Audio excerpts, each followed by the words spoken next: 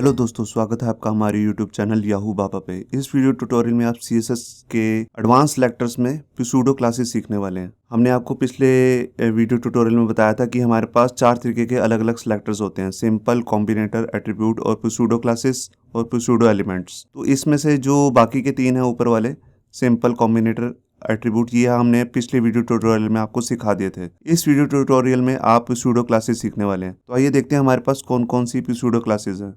यहाँ पर देखिए हमारे पास कुल 33 सूडो क्लासेस आपको नज़र आ रही होंगी स्क्रीन पर। तो ये ही हैं जो सूडो क्लासेस हैं। इसमें एडवांस सूडो क्लासेस भी हैं जो CSS 3 में आई हैं, और पुरानी जो CSS 2.0 से चलती आ रही थी वो भी हैं। तो आइए शुरू करते हैं अपनी पहली 2 सूडो क्लासेस, फर्स्ट चाइल्ड और लास्ट चाइल्ड।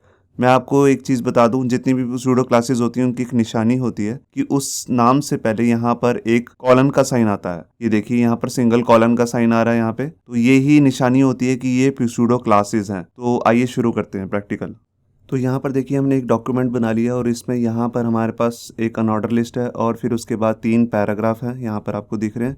और फिर उसके बाद एक अनऑर्डर लिस्ट है, फिर उसके बाद 2 पैराग्राफ्स हैं, यहाँ पर आपको दिख रहे होंगे। तो यहाँ से हम शुरू करते हैं अपनी फर्स्ट चाइल्ड और लास्ट चाइल्ड सूडो क्लास।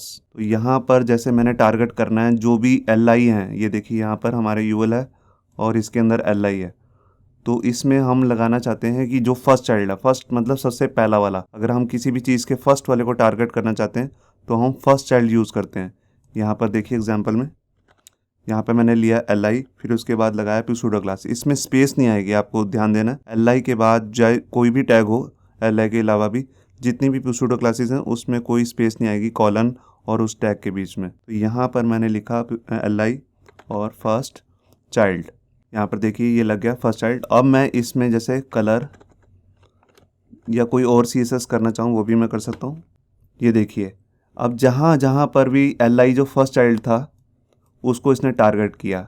यहाँ देखिए फर्स्ट से तो आपको क्लियर हो रहा होगा कि पहला चाइल्ड मतलब वो किसी ना किसी का चाइल्ड होना चाहिए, वरना वो नहीं चलेगा। अब ये देखिए ये P जो है ये किसी टैग के अंदर नहीं आ रहा, जैसे div वगैरह किसी के अंदर नहीं आ रहा। अब मैं अगर इस पे लगाऊं, यहाँ पर P को फर्स्ट चाइल्ड दूं, तो यहाँ देखिए कुछ नहीं हुआ क्योंकि P किसी का चाइल्ड नहीं है। अगर मैं ये जैसे मान लीजिए ये जो 2 div हैं इसको यहाँ से कट करके इसको किसी div के अंदर डाल देता हूँ। ये देखिए मैंने डाल दिया, सेव किया। अब ये देखिए इसका ये फर्स्ट वाला सेलेक्ट हो गया। क्यों? क्योंकि P जो इस समय है वो किसी का चाइल्ड है और फर्स्ट चाइल्ड है। तो आपको क्लियर हो रहा होगा फर्स्ट चाइल्ड का क्या मतलब है, वो किसी का चाइल्ड होना चाहिए और सबसे पहले को ही टारगेट करेगा वो। तो ये है फर्स्ट चाइल्ड। ऐसे ही इसका बिल्कुल उल्टा है लास्ट चाइल्ड, मगर वो भी चाइल्ड ही होना चाहिए। ये देखिए यहाँ पर इसने लास्ट पैराग्राफ, जो उस डिव में लास्ट पैराग्राफ आ रहा था, यहाँ देखिए इस डिव में 2 पैराग्राफ हैं, लास्ट वाले पैराग्राफ को इसने सेलेक्ट कर लिया। ऐसे ही अगर हम यहाँ पर LI को करें तो ये देखिए जितने भी LI लास्ट वाले थे उनको टारगेट किया। अब मैं पर्टिकुलर, जैसे ये 2 लिस्ट हैं, लिस्ट और लिस्ट 2, मैं सिर्फ लिस्ट को ही टारगेट करना चाहता हूँ। तो मैं यहाँ लिखूँगा ID list space LI, save किया मैंने फाइल को, और यहाँ देखिए इसने इस लिस्ट के अंदर जो लास्ट LI आ रहा था सिर्फ उसको टारगेट किया। तो आपको क्लियर हो गया होगा फर्स्ट और लास्ट चाइल्ड। अब हम यहाँ बात करने लगे हैं nth चाइल्ड और nth लास्ट चाइल्ड, जो रेड कलर में आपको दिख रहे हैं। यहाँ पर देखिए हमारी जो ये डॉक्यूमेंट है इसके अंदर मैंने यहाँ पर ये लिस्ट तो हटा दिया अभी, और मैं यहाँ पर सिंपल लास्ट चाइल्ड की जगह लिखता हूँ nth चाइल्ड।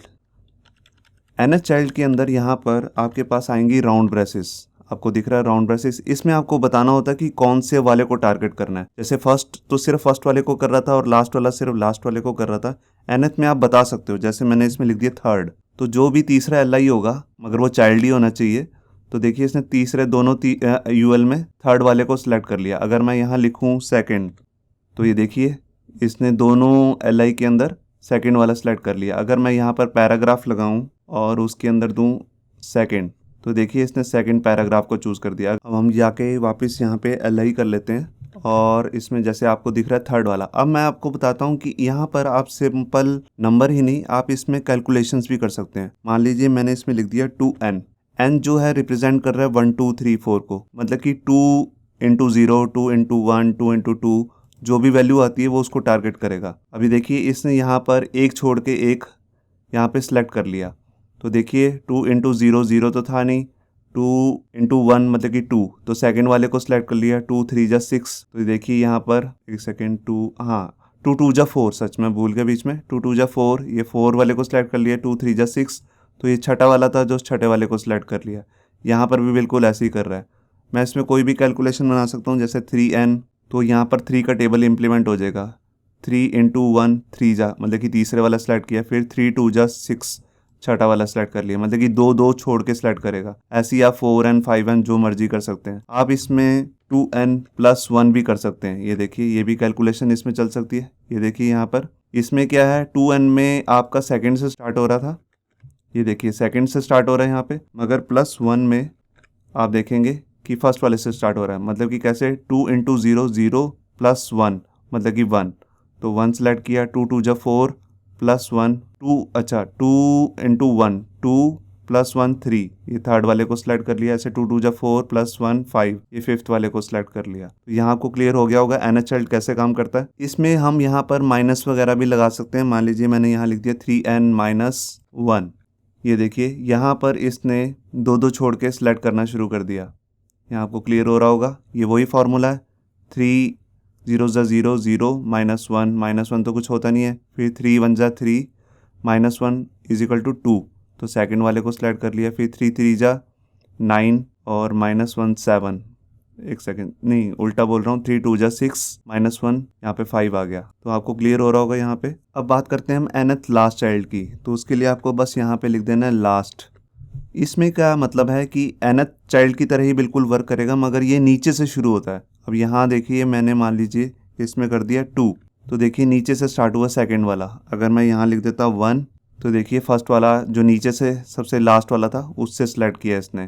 तो यहाँ पर भी आप कोई भी फार्मूला बना सकते हैं। ये देखिए मैंने यहाँ जैसे लिख दिया 2n, जैसे हमने nth चाइल्ड में किया था, बिल्कुल वैसे ही ये नीचे से ऊपर की तरफ सेलेक्ट हो रहे हैं। तो आपको nth चाइल्ड और nth लास्ट चाइल्ड समझ में आ गया होगा। अब हम यहाँ पर सीखने वाले हैं nth of type, nth last of type. तो nth ऑफ टाइप और nth लास्ट ऑफ टाइप में मतलब कि इसमें और चाइल्ड वाले में बस यही फ़र्क होता है, चाइल्ड वाला सिर्फ चाइल्ड को ही टारगेट करता है, मगर जो अब हम करने वाले हैं nth ऑफ टाइप, वो बिना चाइल्ड वाले को भी टारगेट कर लेता है। मतलब कि जैसे ये इनका कोई पेरेंट नहीं है तभी इनको टारगेट कर लेगा। अभी मैं आपको दिखाता हूँ प्रैक्टिकली। यहाँ पर nth, यहाँ से लास्ट हटा देते हैं और nth ऑफ टाइप ये किया मैंने, और यहाँ पर सिंपल जैसे लिख दिया 2, सेव किया।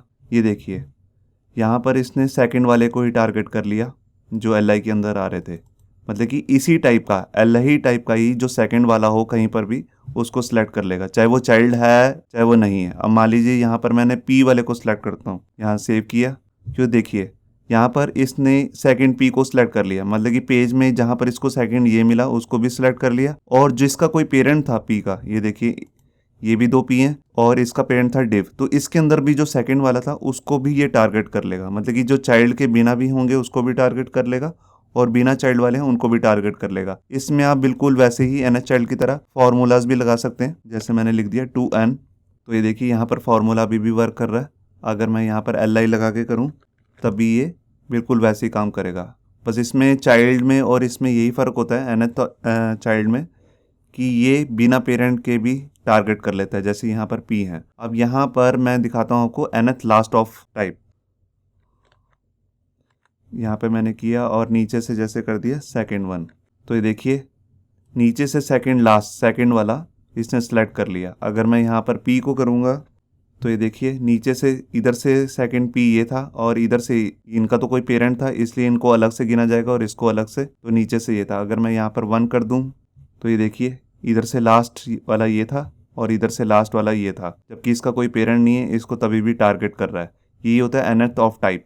मतलब कि इस टाइप का p टाइप का ही लास्ट वाला इसको सिलेक्ट करना है। तो इसके अंदर भी आप बिल्कुल वैसे ही कोई भी फार्मूला वगैरह लगाना चाहें, 2n+1 कुछ भी 3n, वो आप लगा सकते हैं। ये देखिए इसमें भी फार्मूला बिल्कुल वर्क कर रहे हैं। अब हम बात करते हैं सूडो क्लास ओनली चाइल्ड की। ओनली चाइल्ड का क्या मतलब है, सिर्फ जो भी हम टैग बताएं सिर्फ वो ही चाइल्ड हो और कोई उसके अलावा कोई और चाइल्ड ना हो, उसको ही सिर्फ ये टारगेट कर सकता है। आइए देखते हैं इसे प्रैक्टिकली। तो यहाँ पर मैंने चेंज कर दिया और यहाँ लिख दिया li और यहाँ पर लिख दिया ओनली चाइल्ड।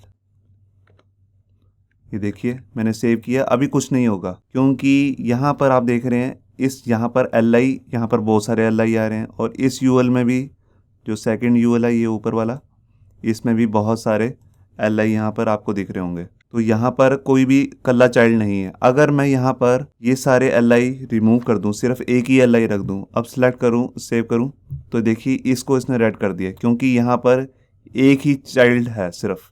अगर यहाँ पर मैं कुछ और लगा दूँ, जैसे B टैग डाल दिया और उसके अंदर कुछ लिख दिया, अब ये हट जाएगा क्योंकि अब यहाँ पे 2 चाइल्ड हो गए, LI और B, मतलब कि इसके पेरेंट के 2 चाइल्ड हो गए। अभी मैं इसको हटा देता हूँ और आपको फिर से दिखाता हूँ। यहाँ पर देखिए ये LI इसने सेलेक्ट कर लिया। अब मान लीजिए मैं यहाँ पर करता हूँ P और अभी कुछ नहीं सिलेक्ट होगा क्योंकि ये इन पीस का कोई पेरेंट नहीं है, तो इन पे तो ये चाइल्ड वाली प्रॉपर्टी इंप्लीमेंट ही नहीं हो सकती।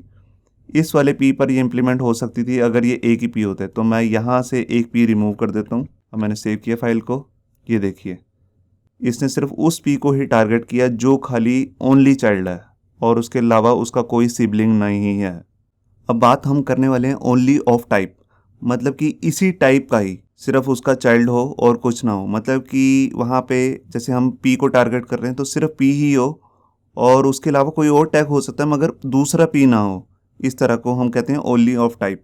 अब मैं यहाँ से LI नहीं P लिख देता हूँ और यहाँ पर लिख देता हूँ ओनली ऑफ टाइप। अब मैंने जैसे सेव किया, देखिए कुछ चेंज नहीं होगा, यहाँ पे कुछ भी कलर ऐड नहीं हुआ क्योंकि अगर जो P है यहाँ पर मगर 2 P हैं या तो P एक हो। ये देखिए अगर मैं इसको रिमूव कर देता हूँ दूसरे P को, अब ये सिर्फ ओनली चाइल्ड है तो ये भी सिलेक्ट हो जाएगा। ये देखिए यहाँ पर ये हो गया। या P के अलावा कोई और टैग हो सकता है, जैसे मैंने यहाँ पर ले लिया, मान लो बोल्ड टैग ले लिया और इसके अंदर कुछ भी लिख दिया हेलो, तब भी ये सिलेक्टेड रहेगा। ये देखिए। और अगर मैंने यहाँ पर स्पैन ले लिया और इसमें लिख दिया कुछ भी हेलो वर्ल्ड जैसे, तब भी P सिलेक्टेड रहेगा। मगर जैसे ही मैं दूसरा P डालूंगा यहाँ पर, जैसे मैं इसमें दोबारा से लिख दिया हेलो वर्ल्ड, सेव किया, तो देखिए तभी उससे ये कलर टारगेट हट गया क्योंकि यहाँ पर 2 P हो गए। तो इसका कहने का मतलब है कि ओनली ऑफ टाइप, मतलब कि सिर्फ इसी टाइप का ही चाइल्ड हो और कोई दूसरा हो सकता है मगर P दूसरा ना हो। अब मान लीजिए मैंने LI को टारगेट किया और यहाँ पर किसी को भी टारगेट नहीं करेगा क्योंकि यहाँ पर बहुत सारे LI आ रहे हैं। अगर मैं एक LI को ही रखूँ, बाकी सबको रिमूव कर दूँ, तब भी इसको सिलेक्ट कर लेगा। ये देखिए अगर यहाँ पर मैं बोल्ड टैग लगा दूँ, कुछ लिख दूँ, तब भी ये इसको सिलेक्टेड करेगा। मगर जैसे ही मैं इसके बाद कोई दूसरा LI डालता हूँ, जैसे इसमें लिख दिया हेलो, तभी वो रिमूव कर देगा उसको टारगेट करने से। आपको समझ में आ गया होगा कि उसी टाइप का सिर्फ एक ही हो चिल्ड्रन, बाकी कोई और टैग हो सकता है मगर उस टाइप का सिर्फ एक ही होना चाहिए, तो उसको ही ये टारगेट करेगा। अब यहाँ पर हम बात करने वाले हैं फर्स्ट ऑफ टाइप और लास्ट ऑफ टाइप। फर्स्ट और लास्ट ऑफ टाइप में मैं आपको बताता हूँ क्या होता है। मतलब कि उसी टाइप का ही, जिस टाइप को हम टैग को हम टारगेट कर रहे हैं, उस टाइप का पहला और उस टाइप का लास्ट। आइए इसे देखते हैं प्रैक्टिकली। अब यहाँ पर मैं जैसे टारगेट कर लेता हूँ P को ही और यहाँ पर लिख देता हूँ फर्स्ट ऑफ टाइप। सेव किया मैंने, तो देखिए जो पहला पैराग्राफ था, बेशक वो किसी का उसका कोई पेरेंट हो ना हो, उसने इस P को भी सिलेक्ट कर लिया क्योंकि इसका कोई पेरेंट नहीं था, और यहाँ से इस वाले P को भी सिलेक्ट कर लिया क्योंकि इसका एक पेरेंट था। इसको और इसको अलग अलग कंसीडर कर रहा है वो, तो आपको समझ में आ रहा होगा। इसी तरह हमारा उल्टा भी वर्क करेगा लास्ट ऑफ टाइप।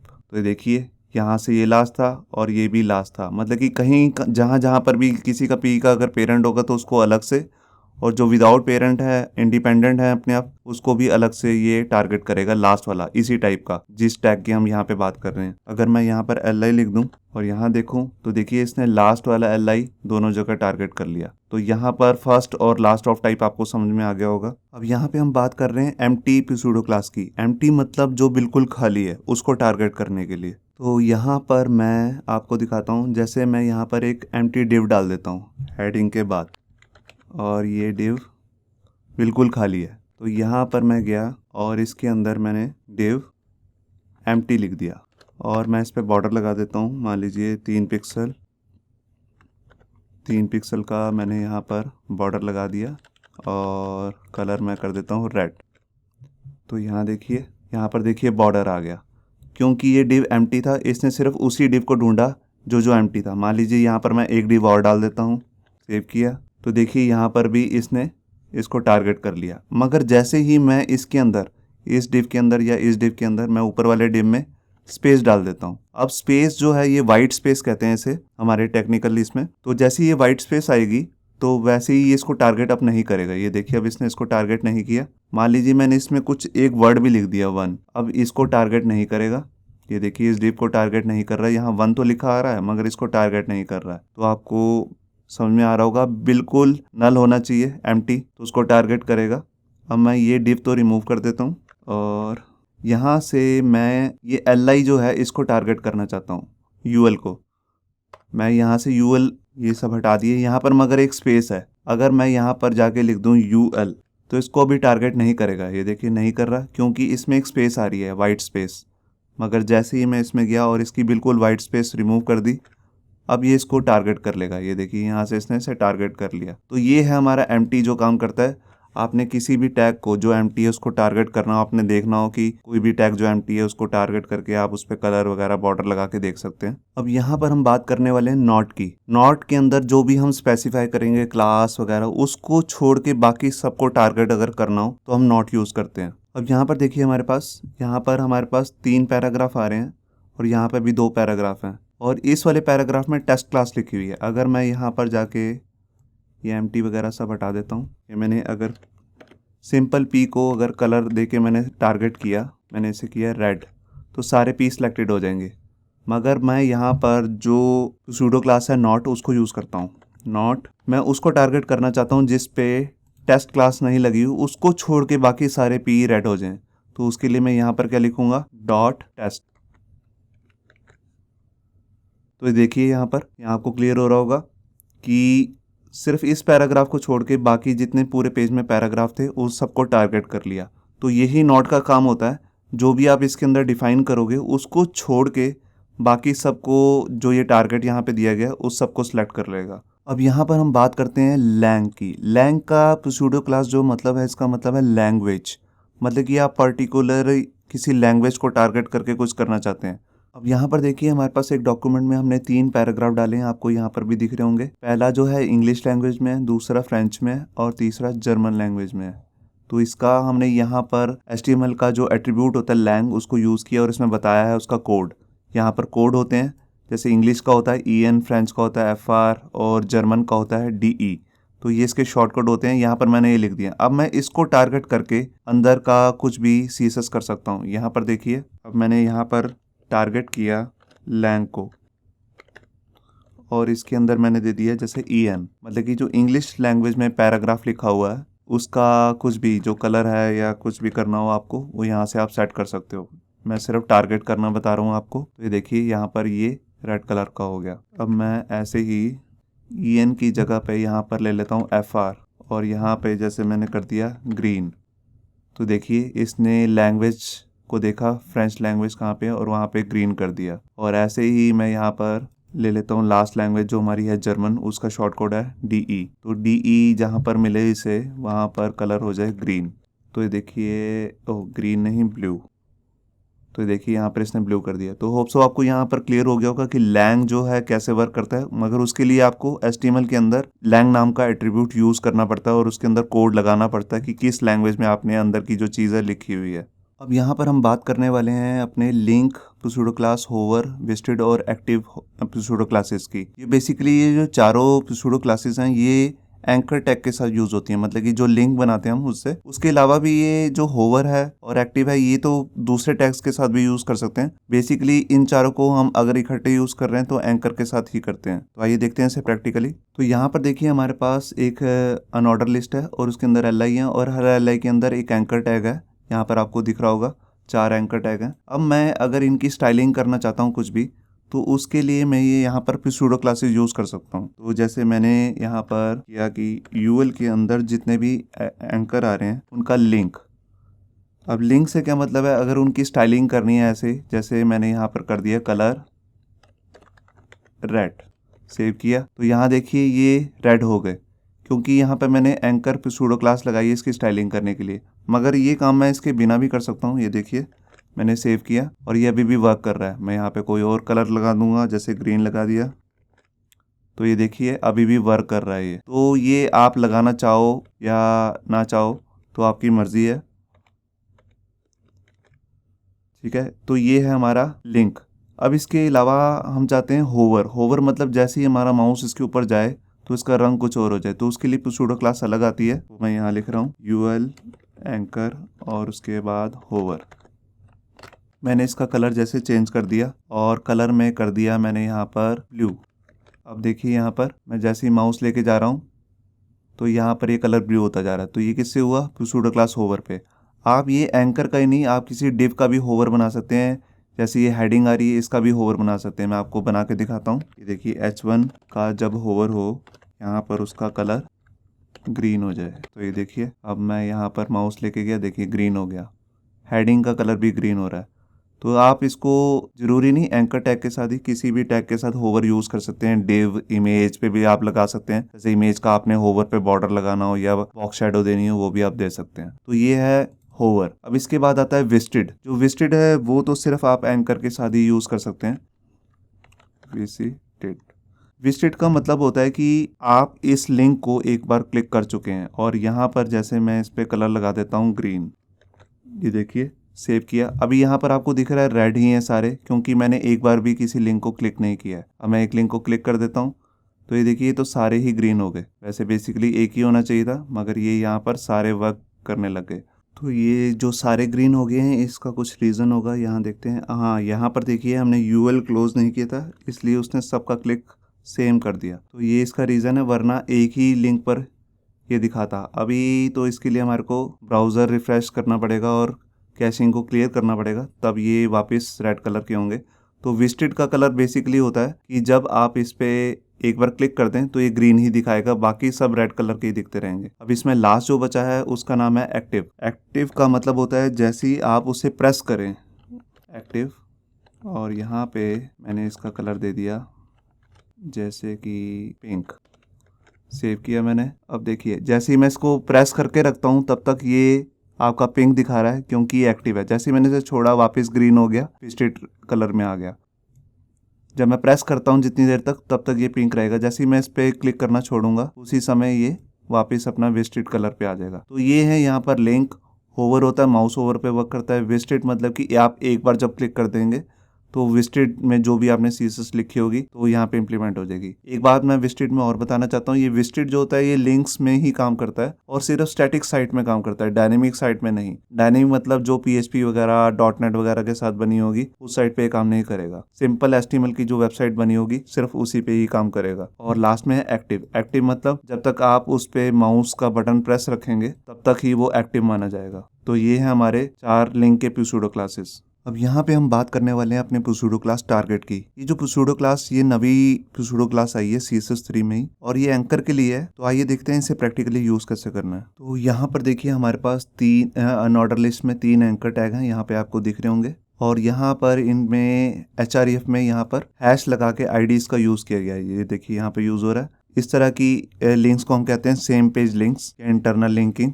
अगर आपको ये नहीं पता है तो आप हमारी HTML की में जाके और वहाँ पर ये हाइपरलिंक में हमने ये डिटेल में बताया हुआ है कि ये किस तरह के लिंक्स होते हैं। इंटरनल पेज लिंक हमने डिस्क्रिप्शन में नीचे लिंक भी दे दिया मैंने, तो वहाँ से भी आप जाके इसे देख सकते हैं। तो यहाँ पर हमने ये IDs को यूज़ किया हुआ है। तो जब मैं चाहता हूँ कि जब मैं इस पर क्लिक करूँ तो नीचे इसका आंसर हाईलाइट हो जाए, तो उसके लिए हम टारगेट यूज़ कर सकते हैं। आइए मैं आपको दिखाता हूँ। तो जैसे मैंने लिखा यहाँ पे P टारगेट, जोन सा टारगेट पे क्लिक हो उसका जैसे बैकग्राउंड कलर जो है वो गोल्ड हो जाए। ये देखिए सेव किया मैंने। अभी देखिए सबसे फर्स्ट वन अपने आप ही ऑलरेडी डिफ़ॉल्ट क्लिक की होता है। अब जैसे मैंने इस पर क्लिक किया तो देखिए इस पर क्लिक हो गया, ये इस पर क्लिक हो गया। तो ये किस से बैकग्राउंड जो कलर चेंज हो रहा है वो हो रहा है टारगेट से, कि जोन से टारगेट पे क्लिक किया है। अब इसे पता कैसे लग रहा है कि मैंने इस टारगेट पे क्लिक किया है? अगर आप ऊपर URL में देखें, यहाँ पर ध्यान से, यहाँ पर हैश के साथ टारगेट का नाम आ रहा है, तो यही टारगेट होता है। ये देखिए यहाँ से इसे URL से पता लगता है कि टारगेट कौन सा है। JS है, मतलब कि जोन सा ID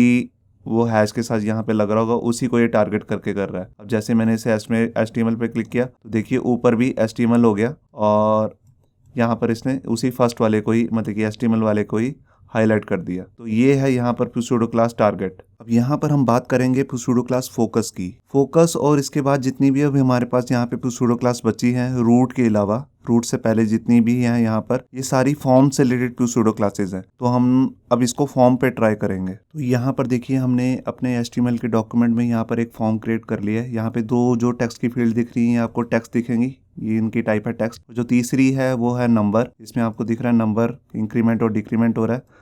यहाँ मिन और मैक्स की वैल्यू दे रखी है, 10 से स्टार्ट होगा और 20 तक जाएगा। और तीसरे जो इनपुट है वो है ईमेल। और जो यहाँ पर आपको दिख रहे हैं ये हैं चेक बॉक्सेस, आपको दिख रहे होंगे ये चेक बॉक्सेस हैं। और ये है हमारे रेडियो बटन, ये देखिए यहाँ पे रेडियो। और लास्ट में है यहाँ पे हमारा सिलेक्ट बॉक्स, और लास्ट में हमने दिया हुआ है यहाँ पे टाइप सबमिट, जो ये हमारा बटन है। तो ये हमारा फॉर्म है। अब इसमें हम सबसे पहले अपनी pseudo क्लास फोकस को यूज़ करके देखते हैं। तो मैंने यहाँ पर लिखा इनपुट और यहाँ पे लिख दिया फोकस, मतलब कि कोई भी इनपुट हो उस पर जब भी फोकस हो। फोकस का क्या मतलब है, जैसे ही उस पर क्लिक आए, वो फोकस में आए, तो उस पर क्या करना है। जैसे मैं उस पर बॉर्डर लगा देता हूँ अभी, और यहाँ पे कर दिया 3 पिक्सल रेड कलर का। अब जैसे ही मेरा इस पर फोकस आएगा, ये देखिए फोकस आया तो रेड कलर का बॉर्डर आ गया, ये देखिए। अब मैं इस पर आया, जैसे उससे फोकस हटता है तो वो कलर भी हट जाता है, क्योंकि जब तक फोकस रहेगा तब तक ये चलेगा। अब ये चेक बॉक्स और रेडियो बटन पे वर्क नहीं करता है, ना सिलेक्ट बॉक्स पे, मगर ये इनपुट टाइप सबमिट पे काम करेगा। ये देखिए मैंने टैब पे क्लिक किया और यहाँ पे जब आया ये यहाँ पर, ये देखिए ये भी कलर हो गया। अभी मैं इसको 2 पिक्सल ही कर देता हूँ, ये देखिए यहाँ पे आपको क्लियर हो रहा होगा मैं कुछ भी लिखूँ। तो ये है हमारा फोकस।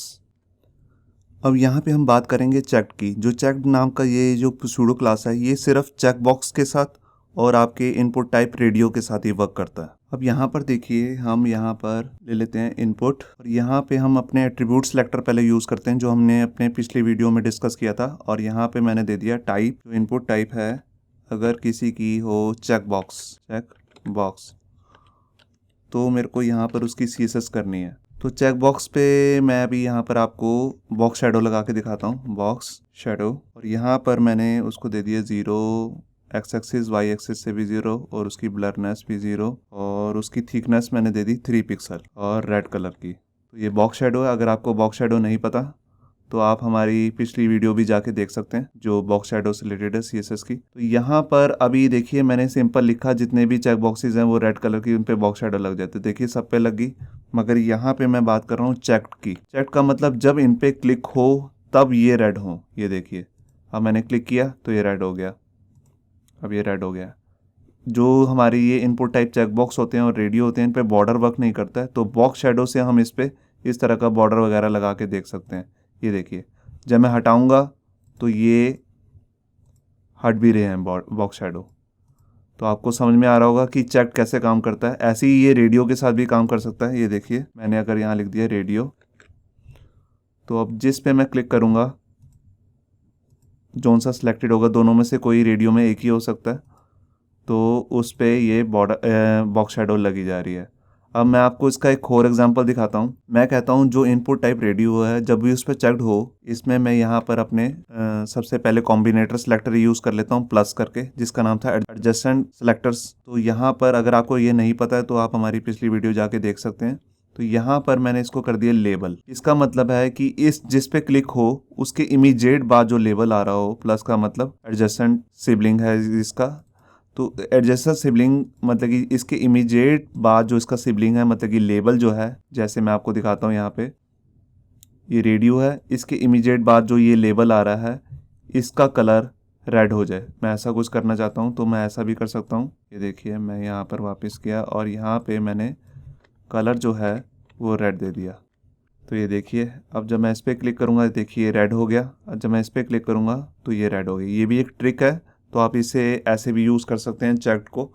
अगर मैं यहाँ पर आपको चेक बॉक्स में लगा के दिखाऊं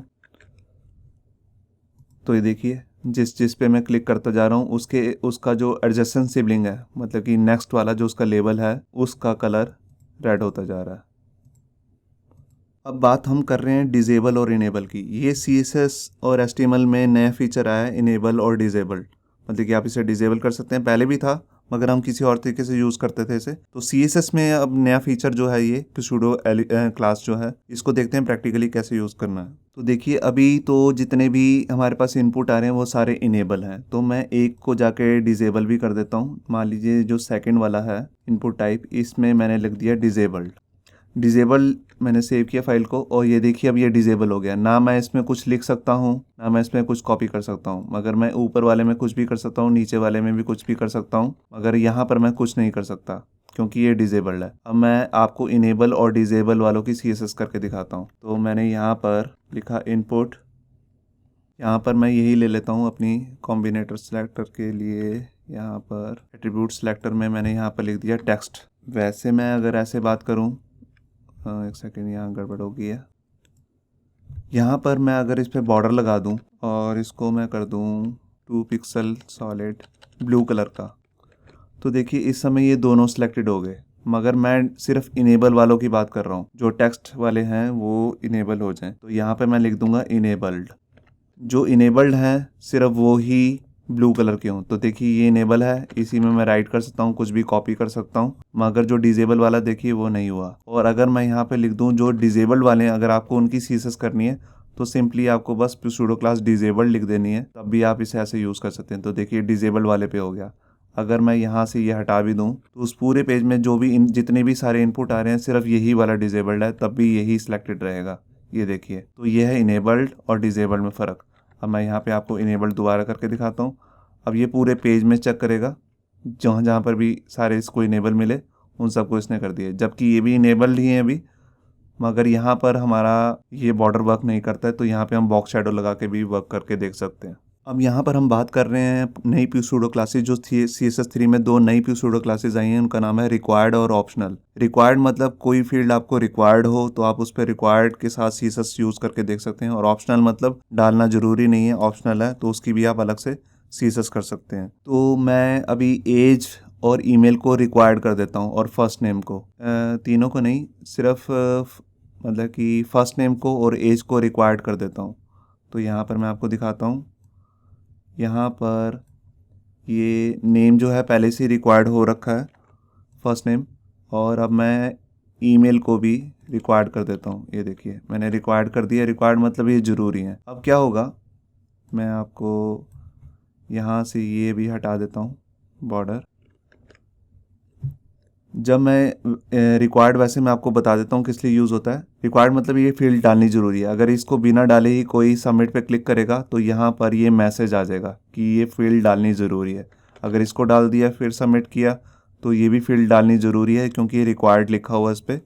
तो इसको जब तक नहीं करेंगे तब तक ये नहीं चलेगा। तो ये होता है रिक्वायर्ड का मतलब। और ऑप्शनल का मतलब, ऑप्शनल मतलब ये फील्ड ऑप्शनल है, इनको डालो ना डालो तो ये ऑप्शनल है। अभी मैं इनकी CSS करता हूँ। तो यहाँ पर मैंने लिख दिया इनपुट रिक्वायर्ड, मतलब कि जोन सी फील्ड रिक्वायर्ड हैं उन पे बॉर्डर लगा दे 2 पिक्सल का, और ये कर दे ग्रीन, और इनके बैकग्राउंड में भी कलर कर दे लाइम। तो देखिए जोन सी फील्ड रिक्वायर्ड है, यहाँ पर हमने बॉर्डर दे दिए, यहाँ पे हमने बैकग्राउंड देना था, और यहाँ से मैं ये सब रिमूव कर देता हूँ। ये देखिए अब इसमें लाइम कलर भी आ गया है, आपको दिख रहा होगा। मैं कलर कोई और कर देता हूँ, थोड़ा अजीब लग रहा है यहाँ पे। अभी यहाँ पर मैं वीट डाल देता हूँ, वीट कलर। तो ये देखिए ये रिक्वायर्ड फील्ड है, इसलिए जो साइट का विजिटर है जो फॉर्म फिल करने लगा उसे पता लग जाएगा कि ये जो फील्ड है वो डालनी ज़रूरी है। तो अगर वो इसे बिना डाले सबमिट करेगा तो ये मैसेज आ जाएगा। तो हमने पहले से ही उसे बता दिया फील्ड डालनी ज़रूरी है, वो इसके लिए हमने रिक्वायर्ड यूज़ किया। अगर मैं यहाँ पर लिख देता ऑप्शनल,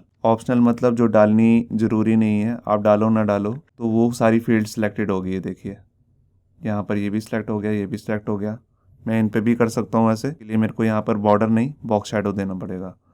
तो आपको क्लियर हो गया होगा कि कैसे ये ऑप्शनल और रिक्वायर्ड यूज़ होता है। अब यहाँ पे हम बात कर रहे हैं अपनी 2 नई pseudo क्लासेस की, इन रेंज और आउट ऑफ रेंज। ये CSS3 में ही आई है, और ये इनपुट टाइप नंबर के साथ ही सिर्फ वर्क करती हैं, और किसी भी टाइप के साथ या फॉर्म में किसी और एलिमेंट के साथ ये वर्क बिल्कुल भी नहीं करती हैं। तो यहाँ देखिए ये हमारी, यहाँ पर आपको दिख रहा है, यहाँ पर यही इनपुट की रेंज है। यहाँ से देखिए जैसे हम स्टार्ट करते हैं तो 10 से स्टार्ट होता है, और ये एंड जो है इसका वो 20 तक ही जाएगा। अगर 10 से 20 के बीच में कोई डालेगा, यहाँ देखिए हमने स्पेसिफाई भी किया हुआ मिन और मैक्स, मिनिमम वैल्यू और मैक्सिमम वैल्यू। तो इससे बाहर कोई डालेगा तो हम चाहते हैं कि उसको पता लग जाए कि ये रेंज गलत है, तो उसके लिए हम यहाँ पे इन रेंज और आउट रेंज यूज़ करते हैं। तो यहाँ देखिए मैंने लिखा इन हाइफन रेंज, ये मैंने लिखा और सेव किया। तो ये देखिए यहाँ पर जब मैं ये डाल रहा हूँ तब तक तो ये ठीक है, और जैसे ही मैं इसे मान लीजिए यहाँ पे चेंज कर देता हूँ, 58 कर दिया, तो देखिए वो कलर चला गया। अगर मेरे को उसका कुछ और कलर दिखाना है तो मैं उसकी एक और यहाँ पर सिलेक्टर बना लेता हूँ, आउट ऑफ रेंज।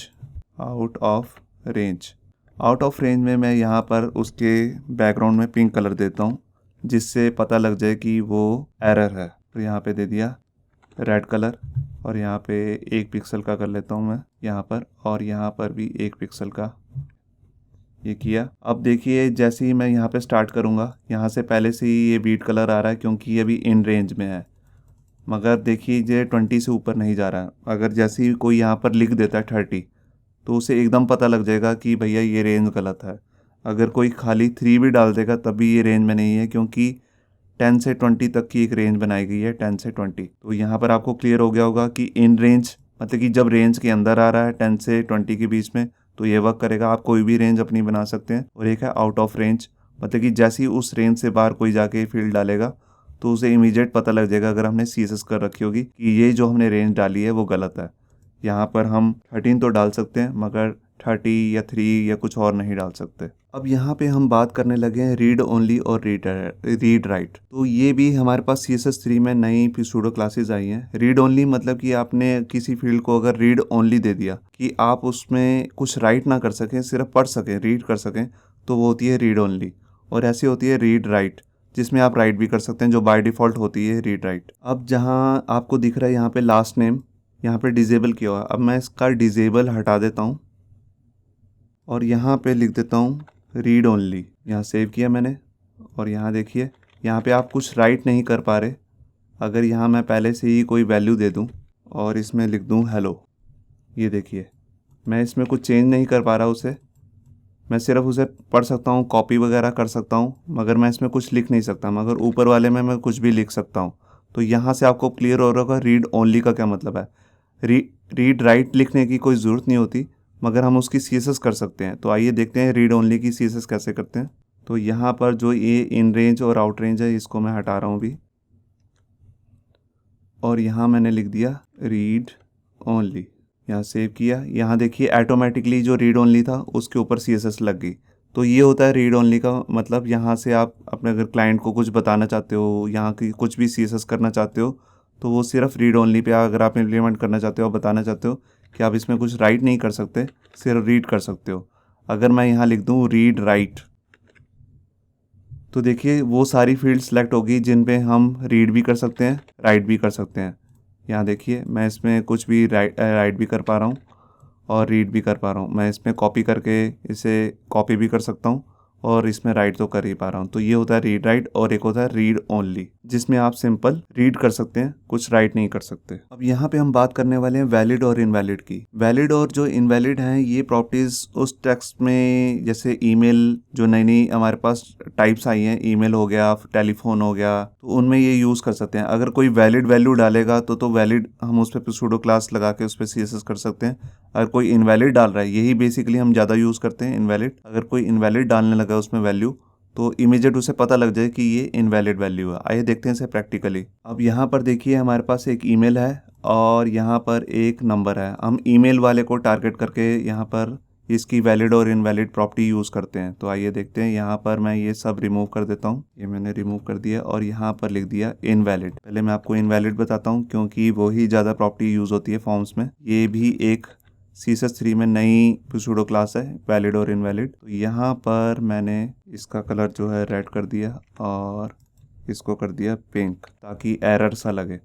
अब मैंने सेव किया। ये देखिए यहाँ पर पिंक क्यों दिखा रहा है, क्योंकि ये जो फील्ड है वो रिक्वायर्ड है, आप खाली नहीं छोड़ सकते। तो वो बता रहे हैं इनवैलिड आपने काम किया हुआ है। जैसे मैं इसमें कुछ लिख दूंगा तो यह ठीक हो जाएगा। तो ये हो गया प्रॉपर वैलिड हो गया। अब देखिए मैं इसमें कुछ लिख रहा हूँ तो ये ठीक नहीं हुआ। क्यों? क्योंकि ये चेक कर रहा है ये ईमेल आईडी कोई ईमेल आईडी ही नहीं है, क्योंकि हर ईमेल आईडी में कुछ टेक्स्ट होता है, उसके बाद एक @ का साइन होता है। ये देखिए मैंने @ का साइन डाल दिया। फिर उसके बाद कोई कंपनी का नाम होता है, जैसे कुछ भी लिख लो आप, जैसे मैंने यहाँ लिख दिया Gmail। तो देखिए एकदम ये ठीक हो गया। अब मैं आगे .com वगैरह लिख दूँ तो इसको ये पता लग रहा है कि वैलिड वैल्यू आ गई है इसमें, तो इससे इसने यहाँ पर ये इनवैलिड से हट गया। अब मैं इसकी यहाँ पर वैलिड वाली भी CSS बना लेता हूँ और यहाँ पे मैंने लिख दिया वैलिड और यहाँ पे कलर कर दिया ग्रीन और यहाँ पे कलर कर दिया व्हीट।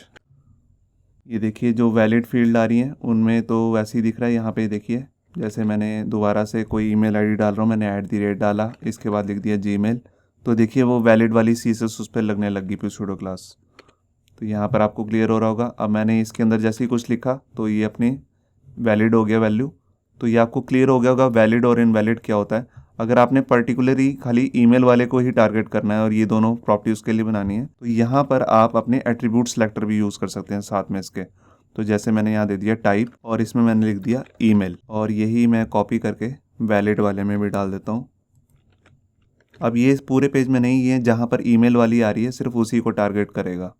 अब ये देखिए इनवैलिड है क्योंकि हमने खाली छोड़ा हुआ है इसे, तो मैं इसमें अभी कुछ भी लिख देता हूँ @gmail या कुछ भी खाली gm डॉट कुछ भी com। तो ये देखिए ये इसको लग रहा है ये वैलिड ईमेल है क्योंकि प्रॉपर वैलिड ईमेल में @ आता है और उसके बाद कुछ टेक्स्ट आता है। अगर मैं इसमें शायद स्पेस भी दे दूँ तो ये इनवैलिड हो जाएगी। देखिए स्पेस दे दी GG में तो ये इनवैलिड होगी क्योंकि ऐसी कोई ईमेल ही नहीं होती। हाँ मैं इसमें हाइफन दे दूँ तो ये ठीक हो जाएगी या अंडरस्कोर लगा दूँ तब ये ठीक हो जाएगी, मगर स्पेस नहीं वर्क करेगा, ना उसके बाद स्पेस वर्क करेगा, ना @ के बाद स्पेस वर्क करेगा। तो ये ही प्रॉपर ईमेल आईडी है।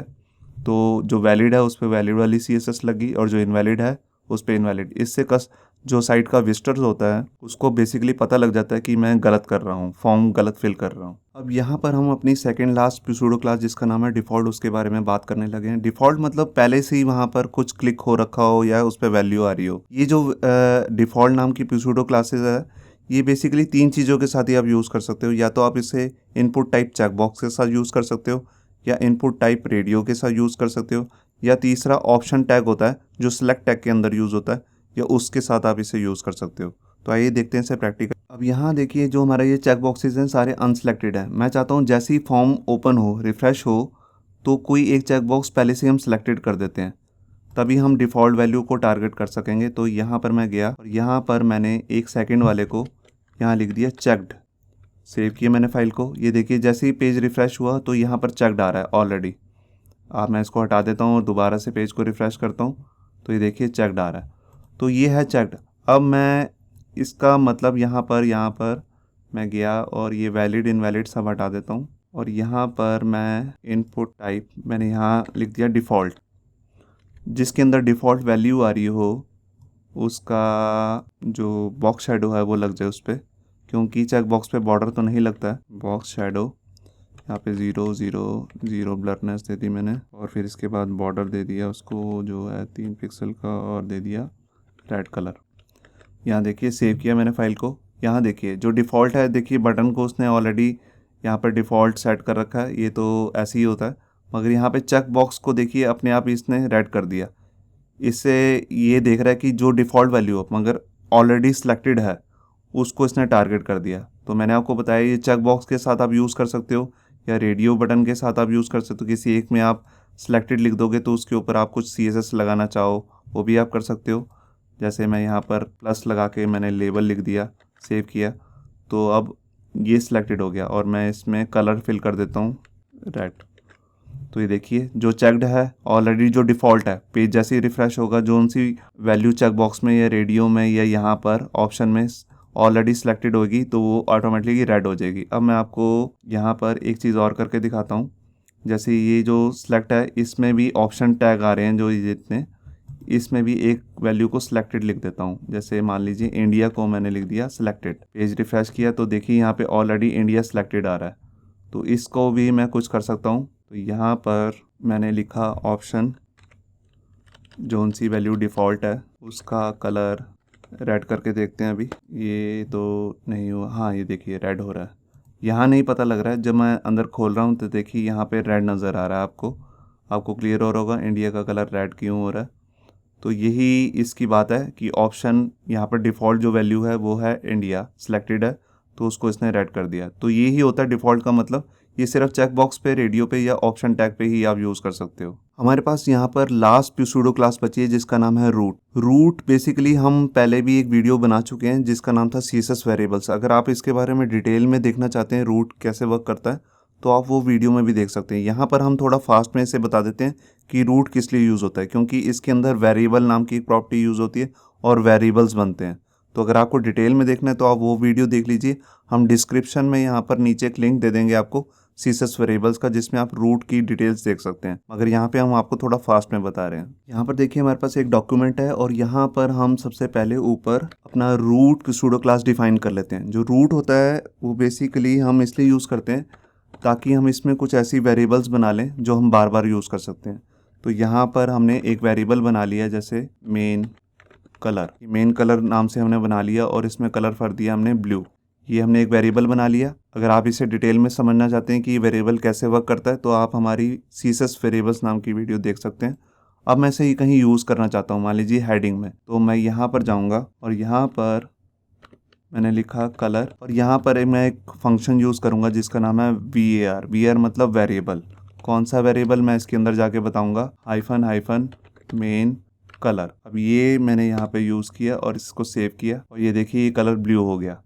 तो ये ही इस वेरिएबल का काम है जो हम यहाँ पे यूज़ कर रहे हैं। मगर ये चल किसके अंदर बनाया कि इसमें हमने रूट नाम की pseudo क्लास बनाया, मतलब कि हमने रूट में बना दिया। उसके बाद हम जहाँ पर भी इसको यूज़ करना चाहें बार बार इसे यूज़ कर सकते हैं। तो इस वीडियो में आपको जो हमने 33 अलग अलग pseudo क्लासेस बताई हैं ये आपको सारी समझ में आ गई होंगी, होप सो। तो इसके जो लास्ट में हमारे पास बचा है यहाँ पर pseudo एलिमेंट्स।